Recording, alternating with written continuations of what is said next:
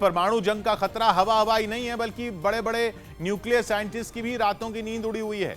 America के संगठन bulletin of the atomic scientist ने अपनी रिपोर्ट में दावा किया है कि अगर यूक्रेन को जीतने के लिए पुतिन ने वहां परमाणु बम दागा तो अमेरिका और बाकी नेटो देश भी यूक्रेन में रूस के ठिकानों पर एटम बम गिराने से पहले एक बार नहीं सोचेंगे और फिर ऐसी परमाणु जंग छिड़ेगी जो इंसानों के वजूद के लिए ही खतरा पैदा कर देगी।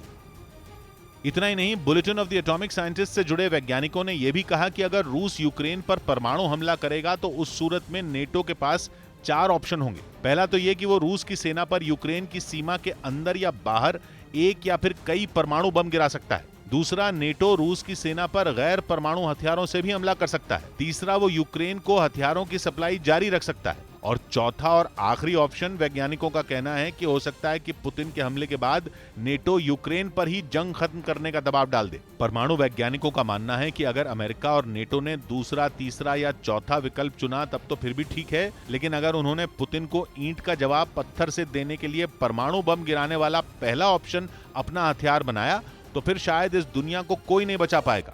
और सबसे ज्यादा डराने वाली बात जो इस रिपोर्ट में सामने आई है वो ये कि अगर नेटो ने यूक्रेन के अंदर ही रूस की सेना के ठिकानों को निशाना बनाया तो तब भी उतना नुकसान नहीं होगा, लेकिन अगर उसने रूस की सीमा के अंदर घुसकर परमाणु हथियार चलाए तो फिर यह युद्ध बेकाबू हो जाएगा, क्योंकि फिर यह जंग रूस वर्सेस यूक्रेन नहीं बल्कि रूस वर्सेस नेटो में बदल जाएगी। और नेटो का मतलब है अमेरिका, ब्रिटेन, फ्रांस और जर्मनी जैसे 30 देश। जब इतने देश लड़ेंगे तो वो होगा तीसरा विश्व युद्ध। मतलब परमाणु बम चलाने का एक एक्शन 2 देशों के बीच की लड़ाई को विश्व युद्ध में बदल देगा। इसी वजह से परमाणु वैज्ञानिकों का कहना है कि पुतिन यूक्रेन पर काबू पाने के लिए एक परमाणु बम गिराएंगे और उसकी कीमत उन्हें अपनी जमीन पर परमाणु हथियार के वार से चुकानी पड़ेगी, जिसमें किसी का फायदा नहीं होगा।